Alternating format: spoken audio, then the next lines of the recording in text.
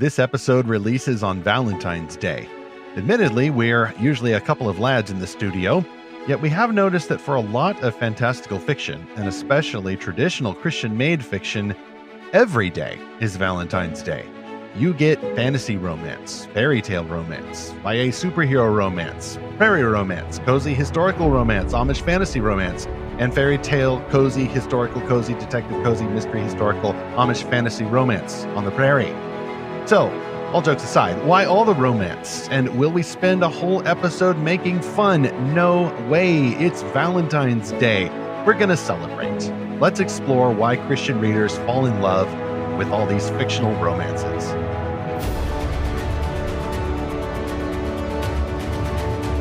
Welcome back to Fantastical Truth, the affectionate podcast from Lorehaven.com, in which we explore fantastical stories, including romance, for God's glory, and apply their meanings to the real world. I'm Stephen Burnett, Lorehaven's publisher, happily married, and the co-author of The Pop Culture Parent. And I'm Zackary Russell, wondering, is this going to be a kissing book? And this is episode 149, Why Do Christian Fiction Fans Love So Much Romance? So my wife is downstairs, so no, it is not going to be a kissing book at this time. And even then, y'all don't need to see any of that. We try to keep things PG rated around here. Zach, what are you and Naomi planning to do for Valentine's Day, if anything? Oh man, I'm so busted right now because I don't have a restaurant reservation, and we just realized recently that next week, or that today, now that as this publishes, is Valentine's Day. So hopefully I've figured something out by the time this publishes. We have kind of low expectations this year because of a lot of house disasters we're dealing with from the Texas ice storm. But one new tradition we did start recently was, instead of getting cards for anniversaries, Valentine's Day, we bought these fancy journals. And that's what we're going to write our little messages in to each other, which kind of forces us to be creative and not just find a really nice poetic card and just write, love from me. We actually have to think about what we want to say. And so that's kind of our little tradition. And we're going to go out and let the teenagers take care of the little kids and just have an evening to ourselves. Maybe at McDonald's, hopefully not. That sounds like a fantastical idea, and I wish that I'd thought of it. Oddly enough, this morning, my wife and I, just this very morning, we're talking about Valentine's Day next week as well. And we've decided that we're really just not going to do a whole lot. And folks, especially the lads out there, I don't think this is one of those, well, she says she doesn't want to do anything, but she actually does things. Like, we really are feeling like, well, let's just do something special. We don't need to give gifts or anything. We can instead do some quality time, maybe go out to eat, maybe not, maybe watch a special movie, maybe not. But either way, we're going to have all the romantical stuff in the live action world as opposed to the fictional world. And yet, the intersection of both of these is our topic today. Why do Christian fiction fans love so much romance? And I'll say that it is kind of ironic that it is two dudes in the studio. I'm going to check our privilege here. I know that this can be associated with, just women readers like this sort of thing. Fictional romance is for girls. That's all girly stuff. Well, please try not to be so sexist. Male readers can like some romance too. But I think, as we'll see in our 3 chapters of discussion here, that we have very loosely planned, unlike our Valentine's Day activities. Men, I think, like romance and fiction generally, differently than general female readers do. So much generalization. I guess we'll have to get out the concessions in just a moment. Yeah, Stephen, I've always been kind of a romantic. I'm comfortable saying that. And we'll talk about some of the movies and books that we've all read and that we both read. And there's some that when I mention one, you will hear the soundtrack in your head. It's already been in my head the whole morning as I've been thinking about this podcast. So yeah, I'm not really opposed to, kissing books, I guess. But again, I like it a little light, a little PG, I guess. But I've always liked the idea of Valentine's Day even. Now, I am someone who's a little cynical about things, and I grew up with The Simpsons. That's kind of my bread and butter. And there was a great episode where the executives of a greeting card company say, "Hey, we need another holiday to kind of make ends meet. Let's come up with something." And one guy says, "Why don't we just call it Love Day?" And they're like, no, that's really dumb. Let's think of something better. And then the next scene, it's Marge Simpson, and she goes, Happy Love Day. So I very much kind of lean that way. I think a lot of things are just conspiracies by big paper and by big flower. Again, Naomi and I are pretty simple. We try to ignore all that. We try to just use it as an excuse to get away and spend time together, because that's what it's about for me. It's not about the pomp and circumstance. It's been about the shared life together. As we had Parker J. Cole on several episodes ago to talk about the idea of romance. Why are romance stories themselves fun? And she said it's the journey of being together. And I think that's what everyone wants. Everyone wants to be known and to know another intimately. I think that was the episode where I was actually stuck in a jar because of a recording glitch, which does illustrate again the importance of planning. And speaking of planning and that episode, Zach, we're actually going to, or I've started a new series. The name debuts with this episode, Fantastical Love. And we don't have any other episodes assigned to this category. So I'm just going to go back and get that episode with Parker. Just as well retcon as it. Yeah. Exactly. It's retconned as now part of the series all along. We did something similar with the Armies of the Alien series, and listen to the end of this episode for an update about that. Yeah, Parker was in the studio back in August as well, talking about why secular readers tried to cancel a Christian historical romance novel. And I appreciated that counterintuitive approach that we took, because you heard earlier, a faithful listener, Zach, saying that he's not opposed to romance in fiction. But Zach, I'm looking at the wall behind you, and I don't necessarily see your shelves full of romantic fiction paperbacks, steamy or cleany or otherwise.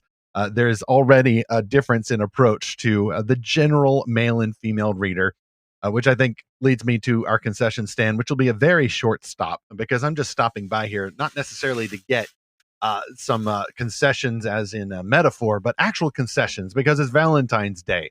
We're going to break out the chocolates. We're going to break out those weird little chocolate men with the boxer shorts. No, I'm not going to do that. That's just kind of freaky and kind of sus, actually.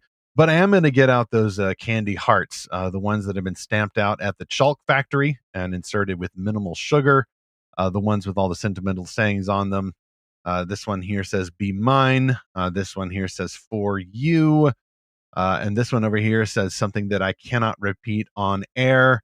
And this one over here is just disgusting. And this one over here says, outlook hazy, try again. So that's enough of these weird little chalky saccharine hearts. I'm not a sentimentalist, but I think I can play along with the whole idea of Valentine's Day concessions for this episode. Hey, speaking of kings that need to take care of their queens for Valentine's Day, let's go to our first sponsor for this episode, returning champion Sky Turtle Press. They're still having their fundraiser for The Fairy Queen, the new text faithful prose adaptation. C.S. Lewis says, the Fairy Queen never loses a reader it has once gained. Once you have become an inhabitant of its world, being tired of it is like being tired of London or of life.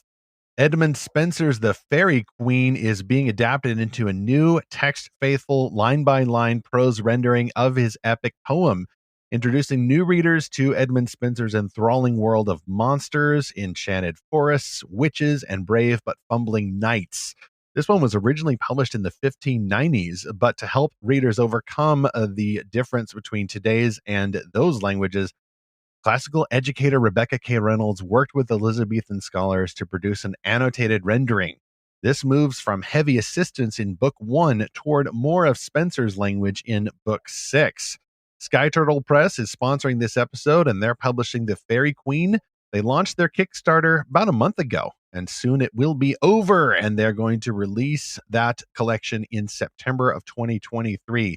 I just stopped by the fundraiser over at Kickstarter. It is now past $200,000 with over 1,300 backers. So that's going to be really fun to see what they come up with for the Fairy Queen. You can support that Kickstarter if it's still active by the time you hear this episode, or go to fairyqueen.com, get more information in our show notes for episode 149, or go to lorehaven.com/podcast sponsors. So Zach, first question here, open discussion as we snack on these gross little hearts. Which romantic fiction have we read or seen? The was for the heart, not the romantic fiction. I'm behaving here. I'm enjoying this topic. It's Valentine's Day.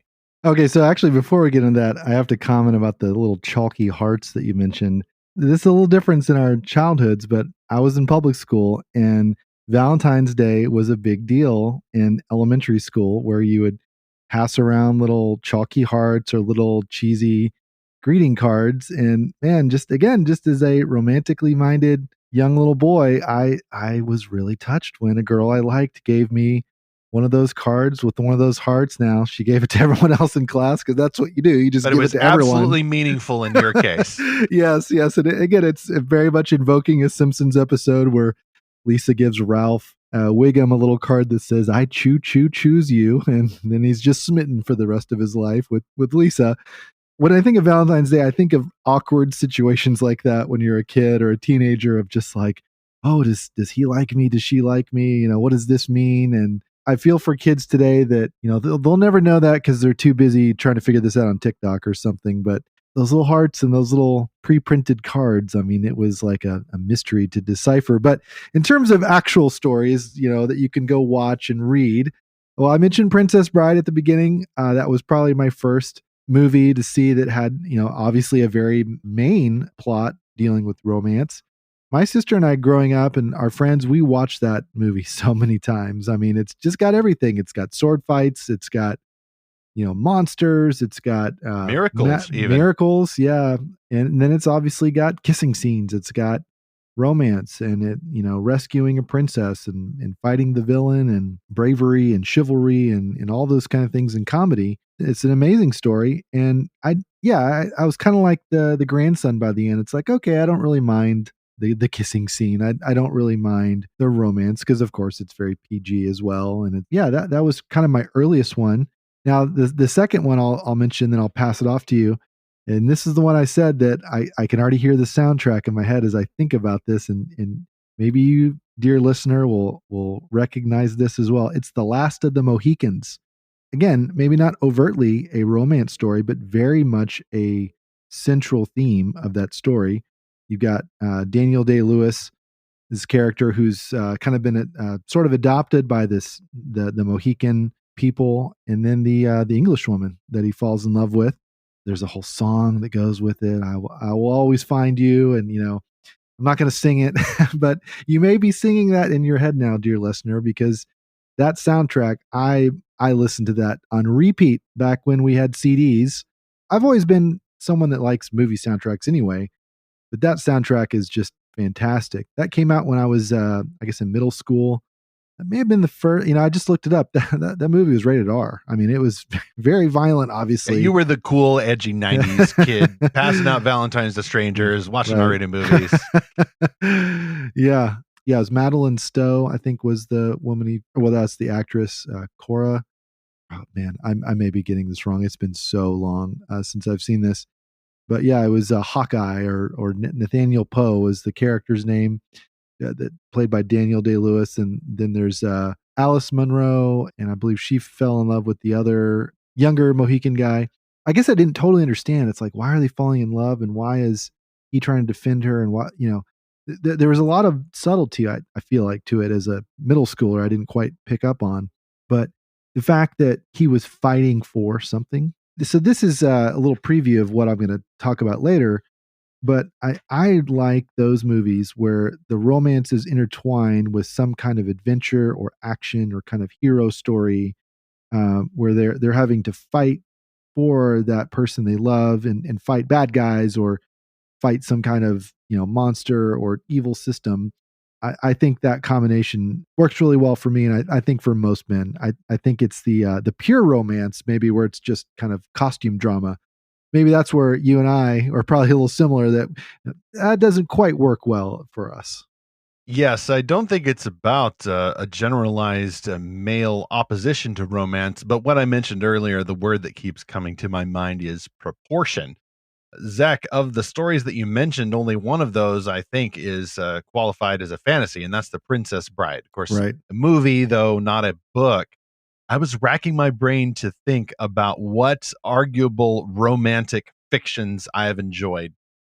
And so far, only two come to mind, both good. Obviously, one a classic. That would be, of course, Pride and Prejudice. Although I don't know if you can just say Well, Pride and Prejudice is a romance novel. It is a, for its time, contemporary drama that involves, of course, romance. But I think, even though it was a bit of a learning curve for me to enjoy the original 1995 miniseries that most fans absolutely love, and I'm now a fan as well, it was a learning curve.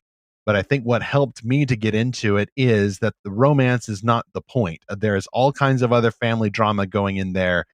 There's scandal. There's at least one smarmy religious leader type, which is always interesting in fiction to me.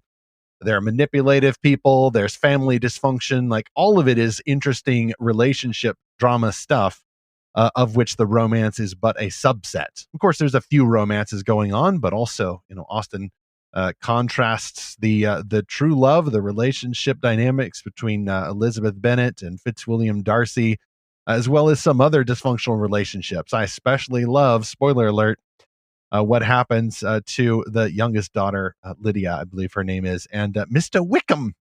Sorry, I just slipped into my Mrs. Bennet voice there. We are all in uproar, my poor nerves. She's so much fun to imitate. That actress does a terrific job. So, yes, you can say that I'm a fan then of a story if I've seen it more than 4 times, which I think I have, the Pride and Prejudice miniseries. I've read the book at least once. Yeah, I know that's probably the wrong proportion as well, but this miniseries is very faithful to the book, even expanding on a lot of its key themes. So I definitely would say I'm a fan of that. But of course, there's no fantasy in there. So I don't even know if we're allowed to talk about that on Fantastical Truth. I don't remember whether, apart from The Princess Bride, I have read or watched a story that could qualify as a romantic fantasy. A fantasy novel, like likely with traditional medieval elements like castles and fair maidens and whatnot, that involves or is centered on romance. Frankly, and this is just preference here, as we'll see at the end of this year, I would say that's one of my story allergies. It's just not a genre I'm interested in. Now, ironically, right now in the Lorehaven Guild, we are exploring a book. I'm not the quest leader for it, but we are exploring a book that is fantasy with some strong romantic elements, and it's called Rose Petals and Snowflakes. We had a great review of it at Lorehaven, so we're going to endorse those kinds of stories. But preferences vary. I don't know whether I'll have a bookshelf that are full of those kinds of titles just because of my personality.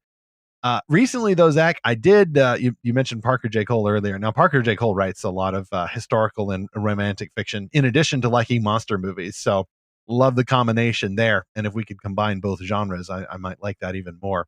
But I recently read/listened to one of Parker's recent stories. It was called A Match for Bernadette. And I found the premise for that very interesting because it's historical. And it promised not only religious tension, like specifically interdenominational, but racial tension. And racial tension is always interesting if you handle it right. And she did. But I did find in the novel probably 60% romantic tension, 30% racial tension, and 10% religious tension.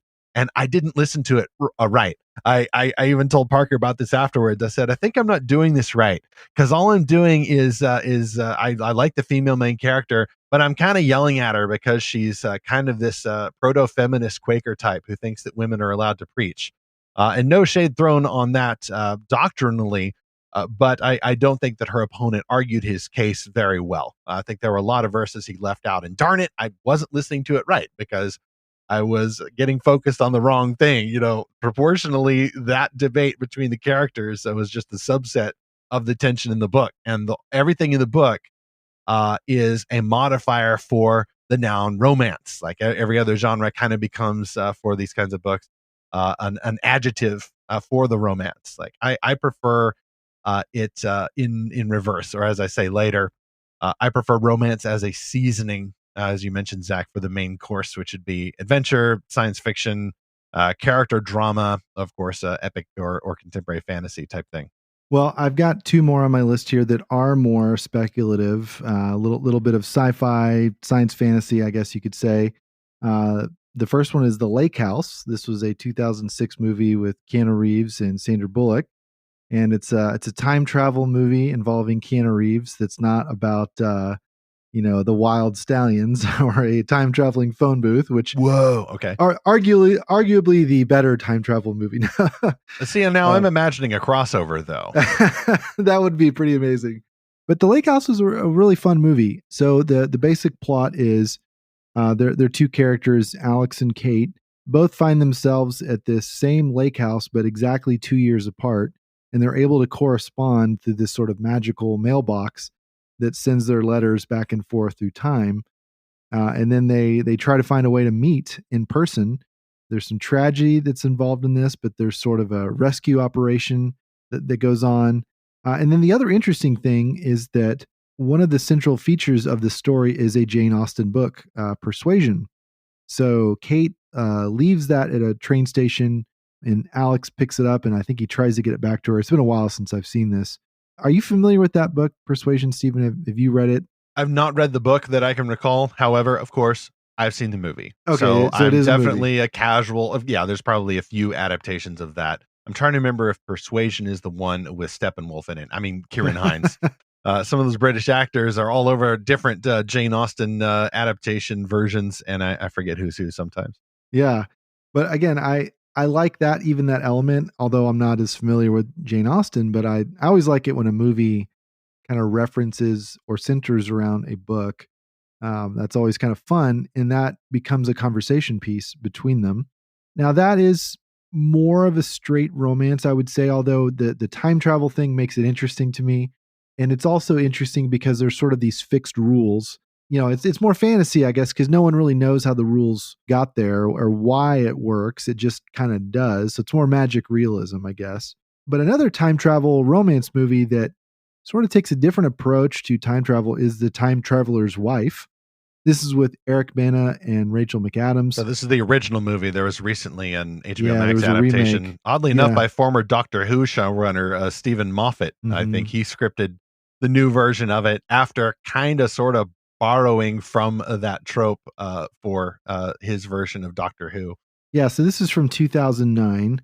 Eric Bana's character Henry has the ability to time travel, but doesn't seem to have the ability to control it. So it just kind of happens randomly, and he's thrown into random timelines, and he's usually naked whenever he appears. So it's sort of like the Terminator. Now, where this gets really weird is that, you know, he meets his wife as a kid, and of course, he doesn't have any clothes, and he's trying to be decent. You know, he's not trying to do anything inappropriate, but you know, that element honestly makes me a little uncomfortable. It's a little cringe. Weird. It's not the Yeah. character's fault, but No. the author setting up the situation. Again, yes, Yeah, seems a and little sus. It's for the dramas. It's for the dramas Yeah. with a Z. And maybe it's just because of all the talk about the G word in the last year, grooming, you know, that anyway, but that issue aside, you know, this is very much as Parker said, it's the journey of being together. Like they're very much trying to build this life together, but it's sort of thrown into chaos because of the random, you know, times and places or that he time travels to and from. It's a little bit like a metaphor, I guess, like for maybe someone that's in the military or a traveling salesman or someone with just a very demanding job, I guess, that's just always pulled out of his family against his will. But it's interesting the different ways they try to get around that and how they cope with it and try to live with it and make peace with it. And then they try to have a child, and that makes it very complicated. You know, it's more of a melancholy story, which I kind of am more of a melancholy person, so I like it for that reason. I don't know. It wasn't as satisfying, I think, as The Lake House, and maybe it's not meant to be. It's sort of meant to leave you a little angsty. But again, I like the speculative element, just thinking like, well, how would that work if you time traveled? Because they're sort of putting this relationship together very asynchronously. So there's a lot of just very interesting moments in that story. And I was more caught up in that and thinking through like how is this going to play out in their relationship more than I was feeling like, you know, wanting them to be together, but still a very, very touching movie. I recognize that I think all of the stories that Zach and I have mentioned do have this commonality in that romance is a part of and even a key part of the story. But Zach, would you say that it's more of a means to an end, Right. not just another genre end, but an aim of the characters? The romance has a deeper meaning, a more complex end. whether it's a sci-fi-ish end or a fantasy end or just a historical end. Those are the kind of stories I would say I'm drawn to the most, as opposed to, and I'm sure there's some overlap here, but as opposed to a story that may or may not have the word romance on the spine, so you know where to put it in the bookstore shelves or in the library, but a book that makes everything a means to the chief end of romance. And that there, you almost get into almost a theological issue. You know, is love and relationship, even marriage, the chief end of man and the chief end of a woman? And when they love each other very much, blah blah blah. I think theologically we can say no. In Scripture, marriage is a means to a greater end. It finds its fulfillment, and so we don't want to confuse the means for the ends. But we'll get to that in a moment here. All that to say, though, that I think even a classical romance where everything is serving the romantic relationship at the heart of the story, pun unintended there, I think you could still say that is a based story that people need. And by based, I mean just endorsing what you would call traditional virtue. There's so much relationship dysfunction around. There are so many hurting people who have been hurt in their relationships or their parents' relationships, relatives, friends, to say nothing of even more acute situations of actual abuse, that I fully understand and appreciate that longing for love and protection that I think both men and women feel. But I think that more female readers, it would seem, and I think the stats and the sales bear this out, more female readers seem to find a fulfillment or a reflection of that hope in a fictional book that is centered on or includes romance in some way. Let's move to chapter 2 in a moment if you're ready. Before that, though, I would say that if I had a shelf and I had a romance book side by side with a dragon book, for my part, just speaking for myself, I'd probably choose the dragon book. And therefore, I would choose our next sponsor, the Dragon Slayer Chronicles, from pastor, podcaster, and author Carrie Green. A dragon attack on a dark evening strips a 6-year-old boy from his family, changing his life forever. As he grows from boy to man, Han's hatred for the beasts fuels his life's purpose: to recruit and train a band of dragon slayers to destroy the monsters. But the beasts do not act alone. Their evil masters, adherents of an ancient ancestral cult, have taken blood oaths that together they and their dragons will dominate all the lands. Han's epic battle against the dragon masters and their ferocious monsters will test his courage, require unimaginable sacrifices, and cause him to question the justice and wisdom of his creator. The Dragon Slayer Chronicles is a 3-part Christian speculative fantasy series by pastor, podcaster, and author Carrie Green. Learn more at dragonslayerbook.com. You can see those awesome covers at lorehaven.com/podcast sponsors, or get the basic link atop the show notes for episode 149, The Dragon Slayer Chronicles. Zach, I didn't get any romance from that description, and I'm perfectly fine with that, although I don't mind if our hero Han falls in love on the way to fighting the dragons. I think that sometimes you definitely do need to slay a dragon to get the girl, but sometimes you need to get the girl to slay a dragon, and I kind of prefer that order.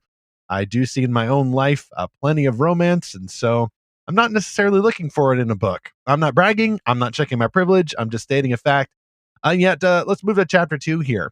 Why do so many Christian novels, I'd say especially traditional Christian novels, the kind that you would have seen dominating the fiction shelves at a Christian bookstore like the Lifeway Christian store where I worked in central Kentucky back in the mid-2000s, why so much romance? Why so much historical, cozy, detective, suspenseful, even fantasy or fairy tale? All of those as modifiers for romance, the noun of the genre.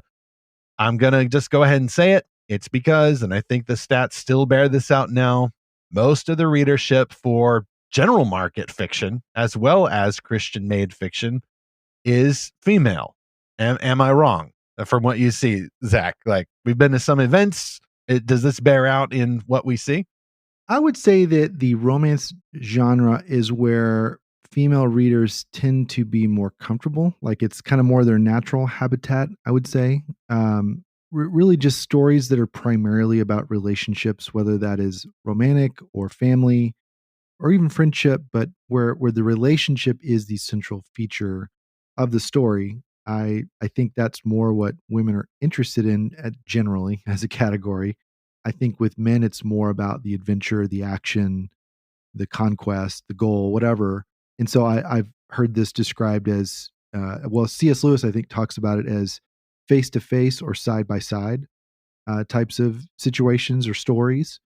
So I think women prefer the face-to-face type of interactions and stories and situations. Men prefer the side-by-side, like the shared activity versus the shared relationship or the shared struggle or story or whatever.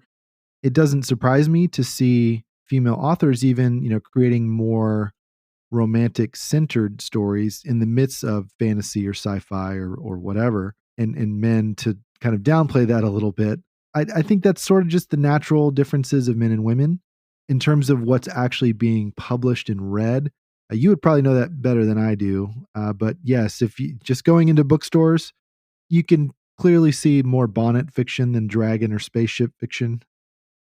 So it's not hard to see that sort of bookstore bias.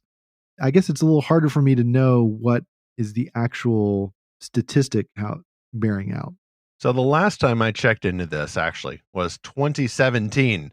I had a blog that started a big discussion right around Valentine's Day of that year. And I'll link to that in the show notes just for historical reference, recent historical. I titled it, "Why Does Christian Romance Outsell Christian Fantasy?" Question mark, good punchy title. That's probably why it went pretty far. I haven't checked the sales figures lately. I don't even know if you have separate sales figures for the Christian market versus the general market. But I don't mean to pick on the Christian market here. And I'm not the type of person to come along and blame the publishers, whether they're Christian or otherwise, for publishing what sells. Like, hey, folks got to eat. This is what people want. I'm not a full-on populist, but I'm also not going to be some kind of anti-elitist activist who says, no, make them get more sci-fi like I want. Like, make them eat their vegetables. Like, guys, this is supposed to be, you could say, entertainment. This is supposed to be recreation, which is a word I like better. Don't be such a legalist about it. And I've been in that mode before. Some people get kind of edgelord about it, and I don't want to go there. At the same time, I think it is worth asking for a faith that is not just based on romance and human relationships. Why more Christian readers go that away? And then it's worth asking, even apart from this article, well, is it that just men don't read? There's a stereotype. Men don't read, boys don't read. And a lot of the male authors who write for men and boys, they'll say, well, no, of course men read. We may be getting some selection bias there because maybe we're finding the male authors who have somehow broken through and found their male audience, and maybe they're more rare. And maybe there's only 10% of male authors, but they're capturing 80% of the male market. I don't know. That gets a little deeper in the weeds. Generally, what I've seen, particularly among some of the types of listeners we aim for here at Lorehaven, is that folks who are church influencers or cultural conservatives, they do read. They read nonfiction. Yes, they like the adventure, they like the quest, but they don't want to read a story about adventures and quests necessarily as much as actually go on the adventuring quest. So they're going to find practical resources. My wife and I were in a bookstore just a couple of weeks ago looking for a new Bible, actually. And we meant to, we didn't get the Christian Standard Bible. We were looking for an ESV. So that was our long-standing denominational divide here between an otherwise solid human relationship between Zach and I. But I did notice, though, props to the CSB people, there were more varieties in the types of Bible you could get. The ESV tends to be, I'll just come right out and say it, a translation favored by Calvinoid types, Reformed Christianity, Reformed Baptist, Presbyterian Church in America, Orthodox. Some of them like that translation a lot from Crossway. Good translation. It's my favorite right now. But all of the Bibles were very practical Bibles, except for one, which was the Illuminated Bible, which has these glorious kind of word art illustrations and pull quotes all throughout. I do like this new style of Bible where you just have the columns go all the way across the page like a normal book.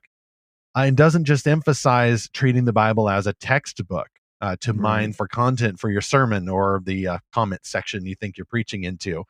Sometimes you just got to read the Bible in a different way. And sometimes you need to be more aware of the narrative and the beauty of it and not just using it as a reference work. All that to say, men like the practical tools in their books, or they tend to. Lots of generalizations here. Yes, we know. And women tend to like more of the nurturing type stuff. Again, generalizations tend to, But I'm not just making generalizations because, as we see in my article in 2017, statistically, romance was at that time, 6 years ago, the most popular fiction genre. Let me pull that up here. I mean, that was on the books here. Fantasy is a distant, I don't even know, third, fourth, fifth. As of 2017, according to, what does it say here? ChristianRetailing.com, in a headline, Christian fiction readers buy and read more books. Well, great for books, but here's what they said. Print, romantic suspense, 53%. Contemporary romance, 41%. Historical romance, 34%. Erotic romance, 33%. This is a general market survey. Yeah, Christians don't read erotic romance, right? New adults. Oh, I remember new adult. Remember that? That was cute. 26%. Paranormal romance, 19%. I wouldn't be surprised if that was higher now. Young adult romance, 18%, and Christian romance, 17%. But pull that out. The top Christian fiction genres reported by surveyed readers were historical fiction, 66%, romance, 52%, contemporary, 51%, romantic suspense, 50%, and then some other genres.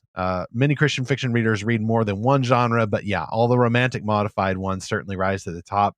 My theory there, articulated in this article, I'll summarize it here, is based on that idea of people reading fiction for recreation. I don't like to think of people just consuming fiction, like they're shoveling down junk food. I think that's a very unbiblical, disrespectful view of stories, which are born out of the God-given imagination of human beings. And optimally, they're using this to glorify him by imitating him as creators. They're making their own worlds just like he made our world. But these books reflect what we value, the paradise, the home that we're looking for. The human beings are made to look for a home. They're made to try to find a good place, like a Garden of Eden, perhaps, a paradise. And my theory in this article, which I think I still believe, that whatever you idealize as paradise, as a good place, is going to influence your story preferences. And that means that if you, as a reader, highly value and find comfort, even a paradise, in love and family, you're going to prefer romance, because that is how you get love and family. And yet is that, I would say, a means to love and family, not the end. But if your ideal paradise includes these things, but also includes adventure and amazing unexplored worlds that you can only get to on the back of a dragon or inside a spaceship, you're likely going to prefer other genres with some romance on the way. You don't mind falling in love on the back of a dragon or inside a spaceship. But once the spaceship or dragon lands, you're going to start your family while also doing some other stuff. So the paradise ideal is at the heart of someone's story preferences. And I think it's just fine to admit that and even define the biblical origin of that. We are made for that happy world. How do we see that reflected in the stories we like? So I can't nitpick at readers, female or otherwise, who prefer the romantic fiction over the fantasy fiction, because that's where they are happy. That's where they're finding some hints of paradise. Now, then I would go on to say, well, let's trace that then all the way back to Jesus Christ. Let's see marriage and relationships as a means to his end. And his end is greater than just romance and family and comfort and those things. But I don't want to get legalistic about the good gifts that God has given us. Yeah, Stephen, you said the word practical earlier about what men like to read, and I think that's really the defining line, but I think that works for both fiction and nonfiction. If a man thinks a book is practical in some kind of way, if it relates to him, if it's relevant, I think it can be any genre, really. And I think there are some male authors that have really proven this out. We're not going to go into all this, but I've definitely seen some surprising things happen in recent years. But I want to go back to a story I've shared before, which is one of the pastors at my church, John, who got up. This is right when we were checking out this church. He mentioned that he read not only World War Z by Max Brooks, but the nonfiction sort of book, The Zombie Survival Guide. And John mentioned that he's read both books cover to cover. And it was just kind of a throwaway line that he mentioned. But I've thought about that ever since, that men will absolutely read something fantastical if they think there's some sort of practical value, like, disaster preparation or whatever, or even, space travel books. If it's like, oh, maybe one day we'll be living on Mars because Elon Musk wants to send people there. Will that happen before Jesus returns? Well, we've talked about that before on the podcast. You can go back and listen to that. But for something that seems really fantastical and no practical value, then yeah, then maybe it's not relevant. But I think men can be just as voracious readers as women when it's the right conditions. A famous example of this is the Tom Clancy book, The Hunt for Red October, which found viral success after Ronald Reagan was photographed holding this book while descending the steps from Air Force One. And everyone wanted to know, what is that book he's reading? Who's that by? And Tom Clancy was not that famous yet, and that's what really put him on the board. The funny thing too is his book after that, The Sum of All Fears. Again, this is very relevant to what people are thinking about the Cold War, nuclear war, World War III, whatever you want to call it. And The Sum of All Fears had a whole section, a very nonfiction section in the middle of it about how an atomic bomb works. Now, why in the world would you put that in a novel? Well, I think a lot of men find that interesting. A lot of engineering types, a lot of practical types, they want to know, well, how in the world do these things work? How does it blow up an entire city? I think any kind of book, if a man can figure out a way that it relates to him in his situation, he'll read it. He'll check it out. And that would be practical. And yet then I would push back against the stereotypical male and say that God has made you, now this is biblical authority statements here, God has made you to be fruitful and multiply. And in order to do that, you need love and relationships, human companionship, and dare I say, even romance. Can then a romantic fiction book help you learn how to do that in the real world? Maybe some female readers think that. I'm not sure that guy readers think that. What can this book teach me about male-female interaction? Well, I think I had some positive reinforcement of things from Parker J. Cole's book, A Match for Bernadette. There's no spaceships, there's no dragons there, but there's certainly some human relationship, and I would say some useful content. But that always trips my alert, my silent alarm in my head. And I hear Reepicheep from the Voyage of the Dawn Treader say, "Sire, we did not sail on this voyage to find things useful, but to seek honor and adventure." That's the point, I think, of the Christian fantasy fan. We're looking for honor and adventure, but that does include romance. So I'm not going to turn my nose up at that. I just wish that, yes, the romantic was the modifier and the fantasy was the noun. Rather than fantasy romance, when you turn those around, it just seems a little out of proportion in terms of real life. And why the Lake House resonated with Naomi and I. This came out the year after we were married. Our relationship for a good part of it, pre-marriage, was long distance. We were living in different countries, in fact, and we wrote a lot of emails back and forth. We had a lot of Skype calls. I don't know that we actually wrote physical letters because that was very complicated internationally. But the long distance relationship, that was relevant to us, and not necessarily practical because we'd already gotten married, but it was very much something that felt useful in a sense. It's like, oh, it kind of helped us evaluate our own relationship. So I think it's what makes men want to be interested in a story. And I think, dystopian stories are very relevant right now. I think a lot of cyberpunk kind of themes, technological society that's sort of corrupted.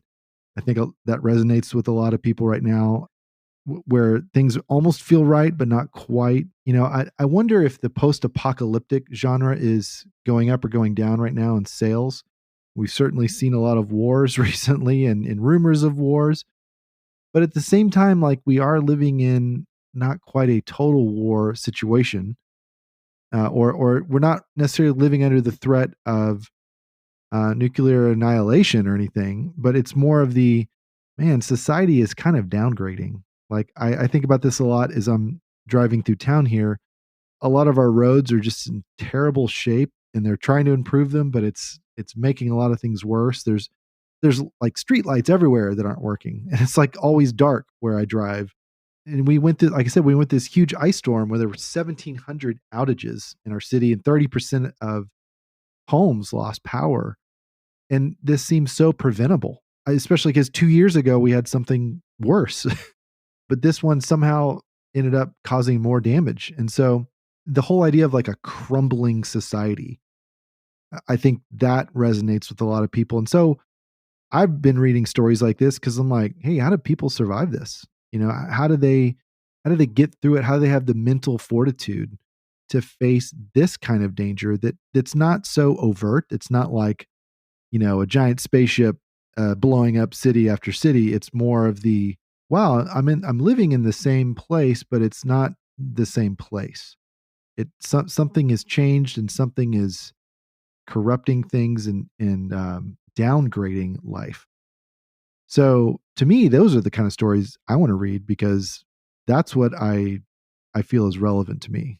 You're responding then as, I would say, a generalized male, and again, reflecting the goodness, the original goodness of male and female as God has created them. When faced then with the thorns and thistles in the world, you're looking for tools. You're looking for solutions. You're looking for ways to beat back the thorns and thistles so that we can continue pursuing our call to steward the world and its resources. And yet, at the same time, if that's the generalized male response, I would say the generalized female response is then to look for happy places, Yeah. to endorse those more nurturing-ish values. And isn't that interesting then to see kind of the stereotypical reflection in fiction preferences? You may be looking for more dystopian books that help you kind of deal or reckon with or simulate realities or a simulacrum of the reality you see around you. And then the more generalized female reader may be looking for not an escape, but just a reminder of the virtues, the values that we hold, home and hearth, human relationships, the importance of those connections. Yeah. And I would even say, though, that this desire to reckon with the world and simulate these smaller scale disasters, it is a form of romantic storytelling that I'm engaging in. That's true. Because what I want to see is, how does a man keep his family together and help them flourish in the midst of chaos or whatever? Because this is what I've had to deal with as a father and a husband in the real world. Like when we lost power for 3 days, or when we had to rescue other people who had lost power. So stories about these kind of natural disasters or human caused disasters. What appeals to me about these is, or the particular type of subgenre of these is where there's a family at the center of it, or when there's a couple, or just a right now on HBO, the big story is The Last of Us. It's not just about surviving these weird fungal zombies, but it's about this man helping this teenage girl survive, and there's sort of this father-daughter bond. And so it's not just about shooting all the monsters. It's about trying to protect someone. It's that fatherly instinct, and that resonates with me because, man, I think all the time about, how am I going to protect my kids from X, Y, or Z? How am I going to protect my wife? And so I'm not thinking necessarily about the kind of the inside the relationship, well, how am I going to make this relationship flourish? I think that's more what my wife is very good at, of like, how can we create like a stable uh home situation? I'm thinking of like, well, how can we keep our house itself stable and not, collapse under the weight of falling trees or whatever.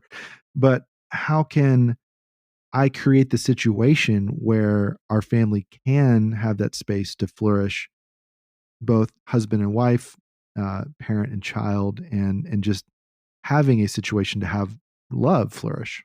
That's a great way to look at it. And not seeing the love story as something you do on the way to something else, but seeing that it all relates to the love story.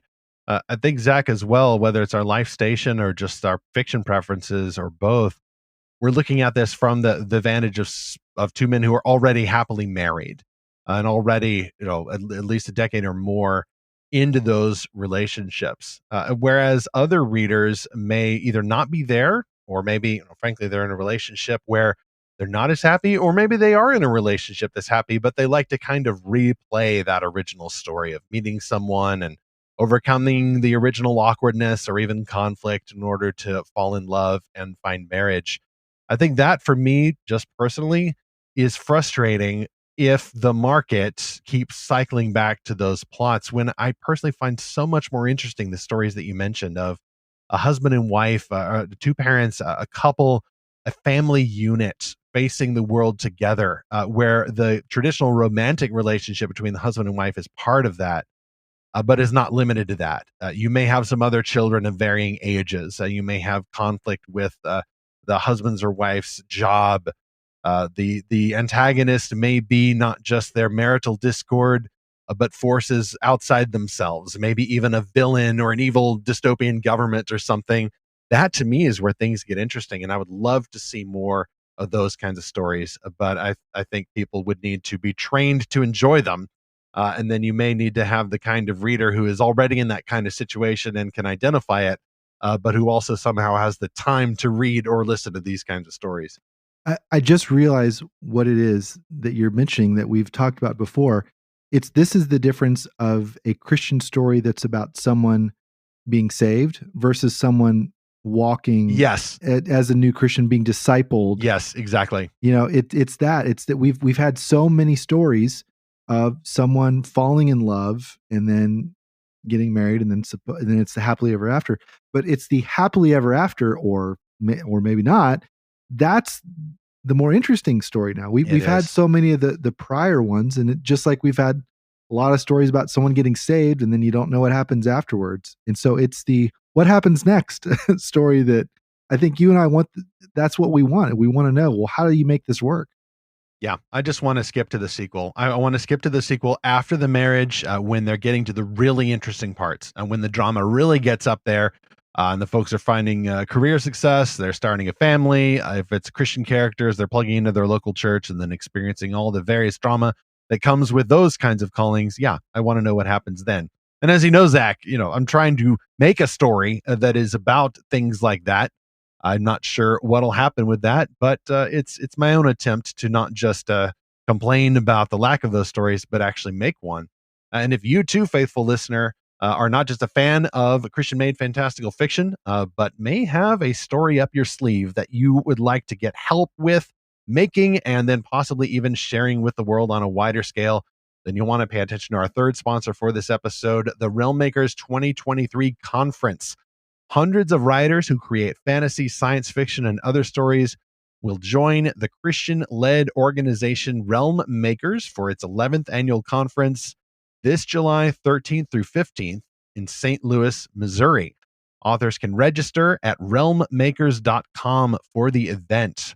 They can choose to attend in person at the Sheraton Westport Chalet Hotel or online, as well as live streaming on the dedicated Realmsphere social network.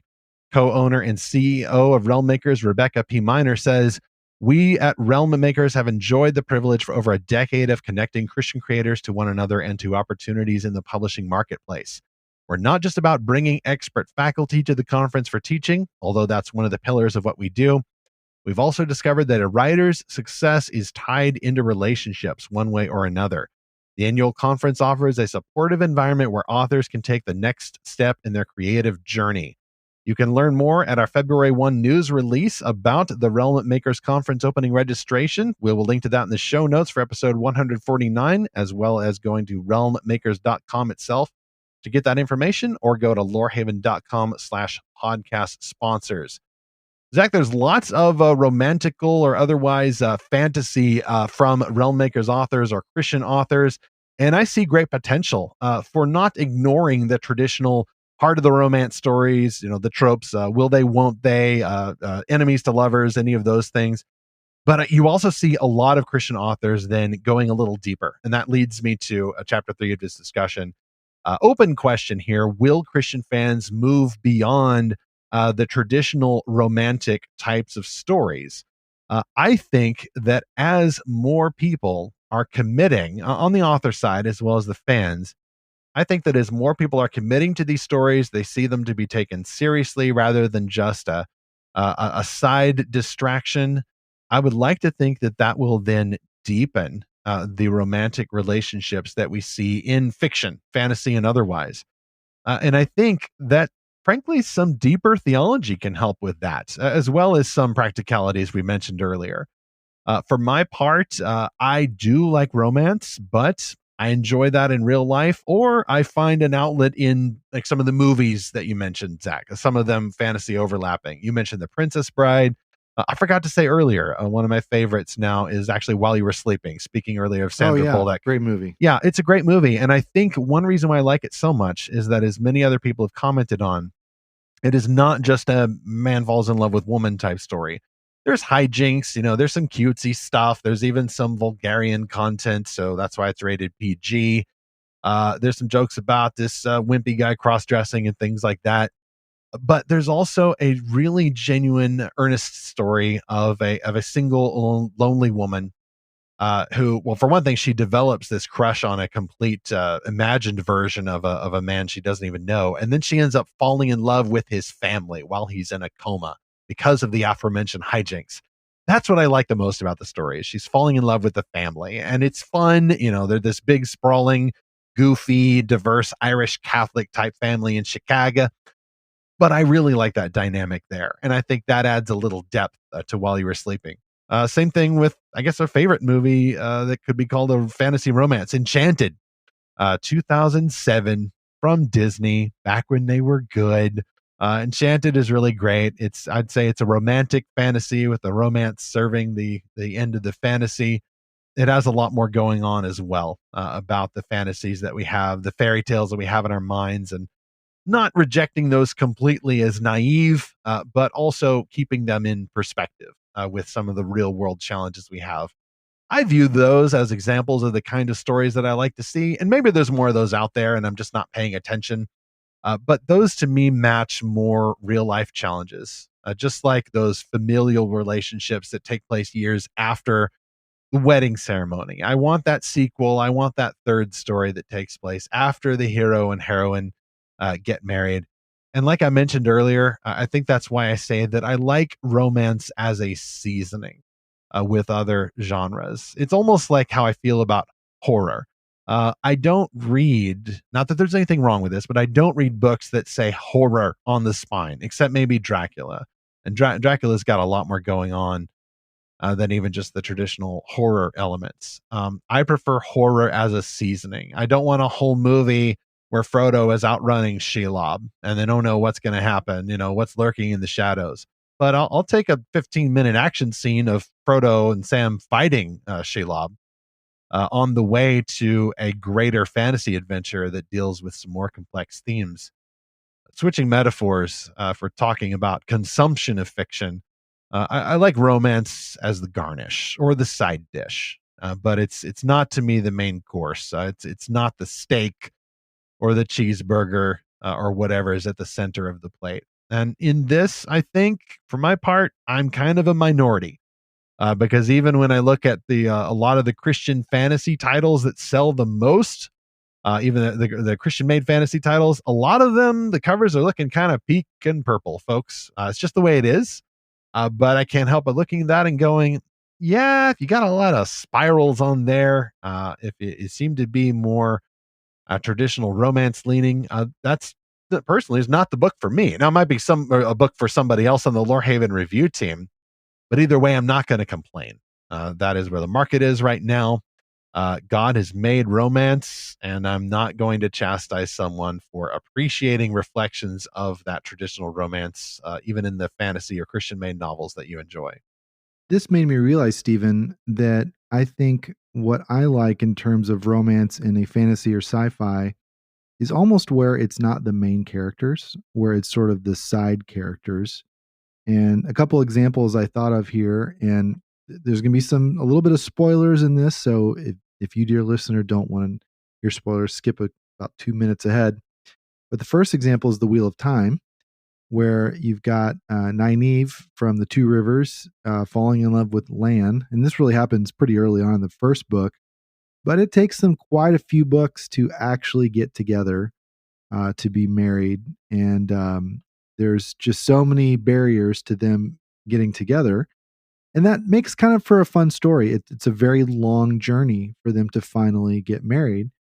Then there's two other secondary characters, Perrin, also from the Two Rivers, and then Fail from the Borderlands. And they I feel like they get married pretty early on in the series, but then they get separated by various circumstances. And so they're always trying to get back together.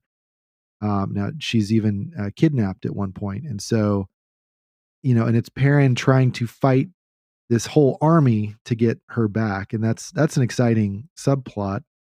On the Christian side and on the sci-fi side, The Lamb Among the Stars, there's two different relationships in there. And again, this is a total spoiler, so skip this if you don't want to hear it. The first one is it's the main character Meryl and a young woman named Anya, and then there's his sidekick Vero, and then Anya's sister Perina. So these two different couples have romantic interest, but there is a much greater story that comes through both of those relationships. And I think that is significant. And I won't give that away as a spoiler because it really is worth it to read to the end of the book. But, Stephen, in your article, you mentioned how when, Christ has said that at the resurrection, we'll neither be married nor given in marriage. I very much speculate about that. What is that going to be like in the new heavens and new earth where we're all going to be single? It seems. I actually had a dream about this once, and I'm not saying this is prophetic or anything, but it was sort of like a what if. What would it be like to be resurrected and have no romantic interest at all towards your wife or anyone, like to have no romantic feelings, like have that whole ability taken away? And it was a very interesting experience in this dream I had. It was, again, it's just a simulation of what my mind is trying to make sense of. But I do wonder about that. Now, it would have to work that way, right? Because what if, like, I think of Elizabeth Elliot. She's been married 3 times because her first 2 husbands died. One was obviously killed by the Auca Indians. The second one, I believe, died from cancer. And then she died recently, I think before her 3rd husband died. And maybe he'll remarry. So after the resurrection, whose will she be? Right, exactly. It's back to that question the Sadducees asked Jesus. And so something like what I dreamed about has to happen, where we don't have romantic feelings anymore, because otherwise I don't see how it would work to be resurrected but not allowed to marry. I don't think Jesus would do that to us, to reunite us with people that we were married to, if we could still want to be married to them. Because then how would that work? Okay, I got to be careful here. He's also going to remove the sinful nature from us when we're resurrected, right? So there won't be any sinful desires that we have at the resurrection. Now, I'm not saying romance or marriage or anything like that is sinful, but somehow there's a connection there. They're at least just tangentially anyway. There'll be no lust. There will be no any sort of activity there. Yeah, we're all going to be part of the bride of Christ and fulfilled in Him. So we won't be married and, I guess, having children anymore. That's going to be interesting. Now, depending on how you look at some eschatology, though, I think there will be some people on earth, at least for some period of time, that will be normal humans, married and having children like normal humans, not resurrected yet, not regenerated. So maybe that will exist. I don't know. Again, your interpretation will vary there. So I don't think these stories are going to be irrelevant at any point in our lives, but I think it is, worth speculating about these sorts of futures of how these relationships will bear out. Yes, how and whether marriage would continue after Christ's return and the restoration of creation could make for its own episode for sure. I'd want to get at least 1, possibly 2 theologians in here to back it up.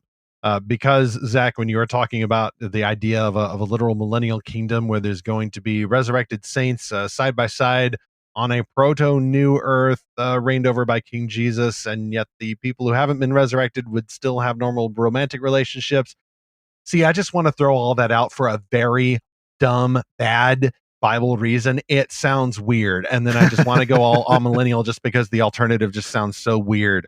Like even that, all praise and blessings to the Left Behind books for what they were. But the one set in the Millennial Kingdom, that one was just weird because you had some characters who were like, I feel no romantic attraction to you whatsoever. And I'm like, I cannot fathom this. I don't know if setting these lyrics to the music of fiction is what necessarily works, especially because, as you mentioned, like romance and love and all that, like that is part of the original good creation.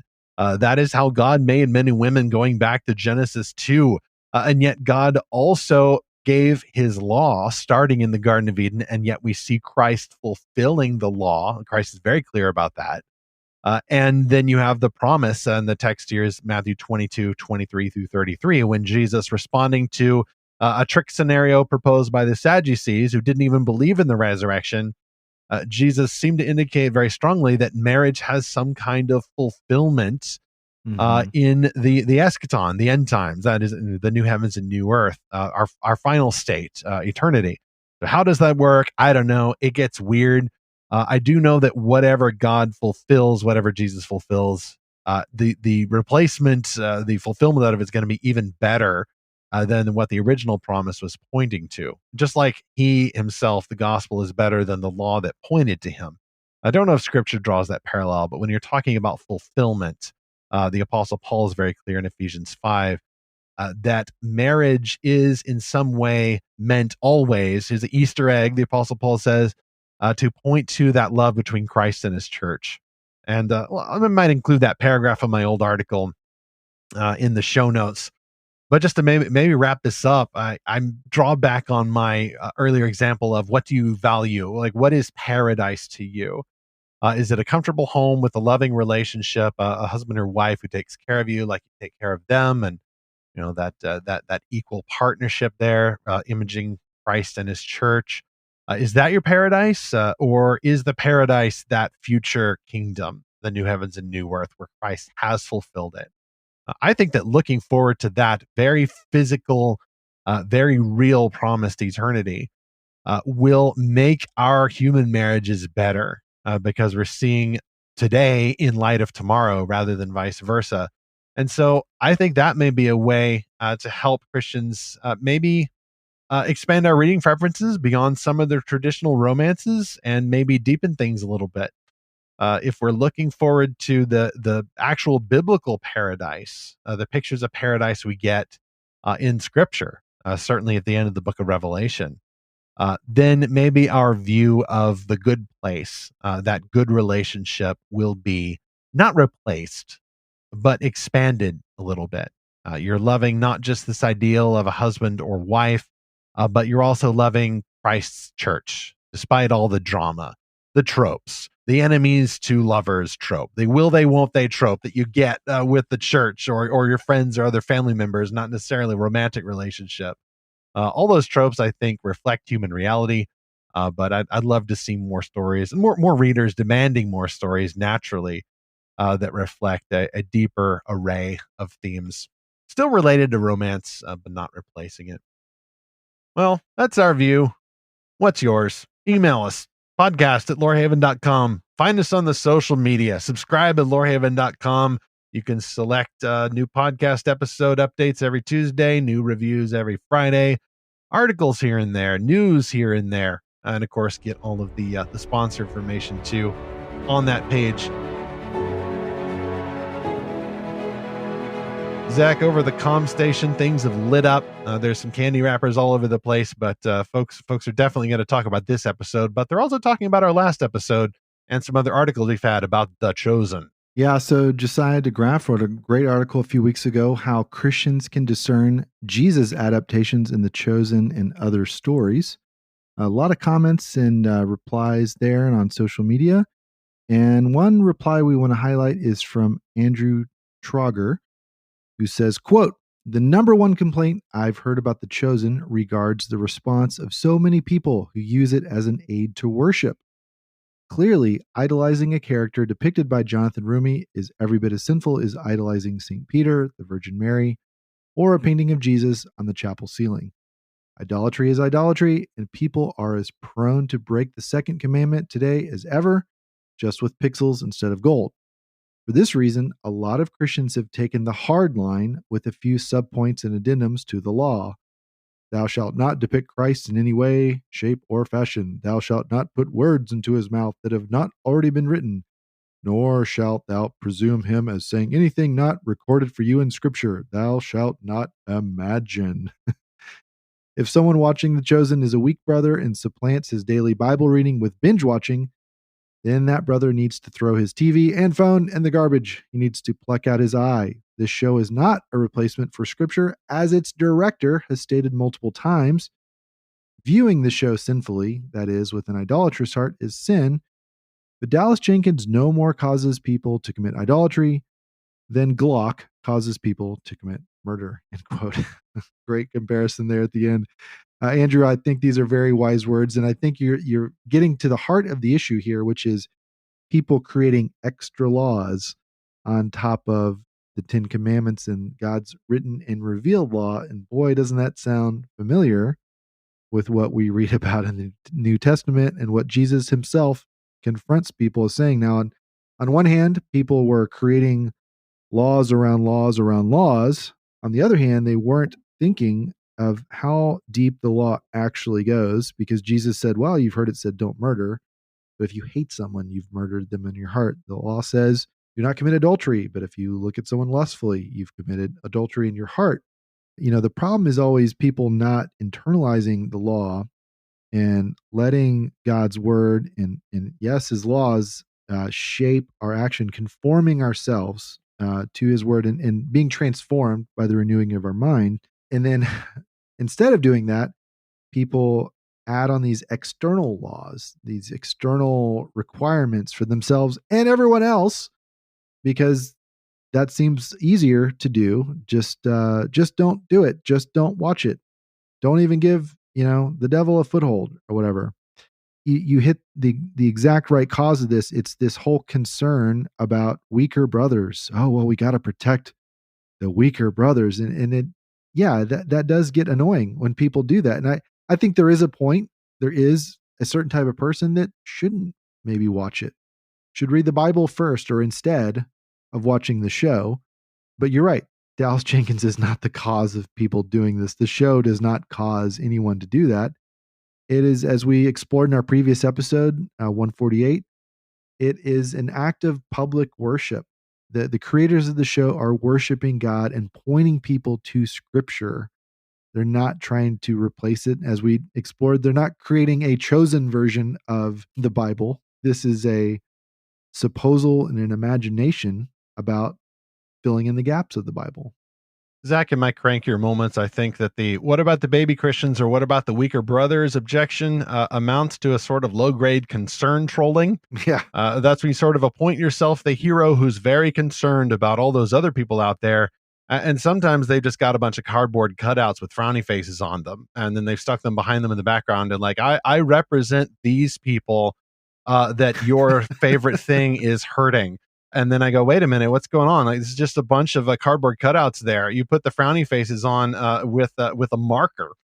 Now, there may be actual people like that, but generally that person in the comment section is probably using that concern trolling or concern statement as a language for something else. And that's where I want to really get to the heart of it. Like, what is your actual objection to the show? Like, is it a philosophical objection? We ought not have pictures of Jesus.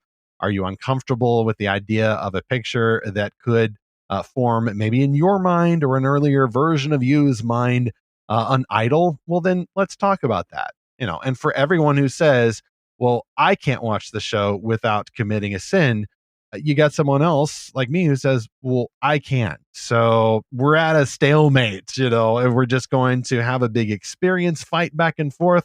Or maybe we need to instead go to the Scripture and ask bigger questions about how we worship Jesus, whether this could involve any imagination as we read the Bible, and what, if any, role of the human imagination in TV shows has to do with that. That's one of two articles that we've had from Lorehaven writers. The other one is from Jenna Dick. The Chosen succeeds where woke stories fail. Another really great angle about it. And Gretchen replied there and said, excellent article. I've started watching The Chosen while I'm at the gym. It forces me to not half watch the show in a binge. It's served its two primary purposes: entertainment that as pure as possible for a human-made project. It challenges me to go to scripture and really study Jesus and his ministry. That has been the stated goal of the show. We want to bring you back to scripture.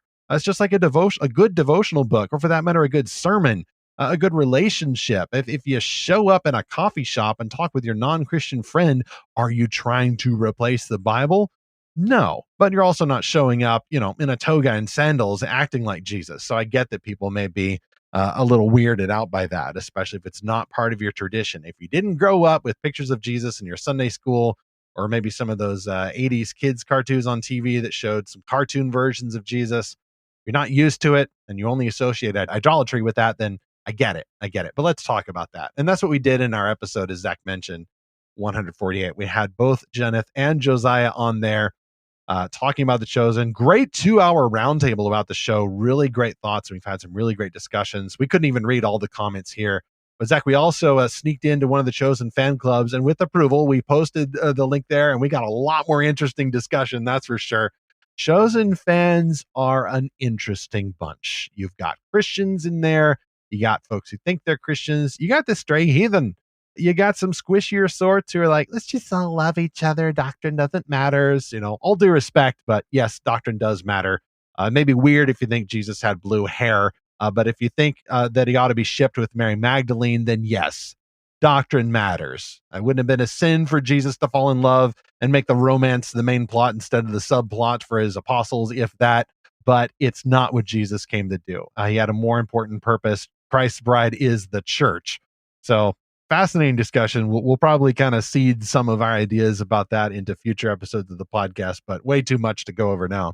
Yeah, I've been really pleased to see a lot of people engaging with that episode and having conversations about it. I've had a lot of conversations personally with people about it and found a lot of my friends that are big fans of the show, and that's been great. It's always fun to get to share a fandom with friends and you didn't even realize you had that fandom in common. I'd rather do that. We make our best case for why a lot of the objections just fall short. But it's more fun to me to find out from my friends like why they like the show, what are their favorite scenes and moments, which characters they relate to, and so forth. And this is fandom at its best, or at least it can be when we get to enjoy similar things together. Let's get a quick Lorehaven mission update. Every Friday, we have reviews of new Christian-made fantastical fiction that we enjoy. Last week's review was of S.D. Smith's book, Jack Zulu and the Waylander's Key. You could just hear some Indiana Jones type music in the background of that one. This week, we'll have another Friday review, probably for an upcoming release. And if you like romance, I mentioned that our Lorehaven Guild, the exclusive Discord community, is currently in the month of February exploring Rose Petals and Snowflakes. We'll put all those links in the show notes. Not too late to join in. Tisha Messing is the book quest leader there. Just go to lorehaven.com and subscribe free for any updates that you choose. And we're working on more timely articles for the site to help with our mission of exploring fantastical stories for God's glory, including, but not limited to, romantic fiction. Next on Fantastical Truth, it's gotten a little too human in here. So, aliens. Now we have your attention. Well, if it's not that infamous and not at all seasonally colored balloon that the People's Republic of China sent to America to show their appreciation a few weeks early for Valentine's Day, it's some kind of floating silver cylindrical craft that was also just shot down. This time they actually got it in Alaska before it traversed the entire continental U.S. This ship is possibly a scout for the armies of the aliens, and that is the name of our little podcast mini-series here. So for our next episode, we're going back to those urban legends about sci-fi and spaceships and the means that human beings take, just maybe, to cover these up. Very interesting element there. These often seem creepily plausible, but they cause a lot of questions for Christians. What can we learn from this war of the worldviews? Meanwhile, whether you're in a romantic relationship or you wish you were, or are put off by so much romance in fiction, I think we need to keep this in the word I used earlier, proportion. Romance is a good gift of God, originally created good, going all the way back to Genesis 2. There's lots of thorns and thistles in the way, but it's at heart a healthy impulse to want to go back to that paradise, which included a man and a woman created for God's glory and entrusted to be fruitful and multiply and steward the earth. All of it is a love story. The stewardship of the earth, the practical tools we need to do that, and the loving relationship between a husband and wife that glorifies Christ and his church as we continue to seek and find his fantastical truth.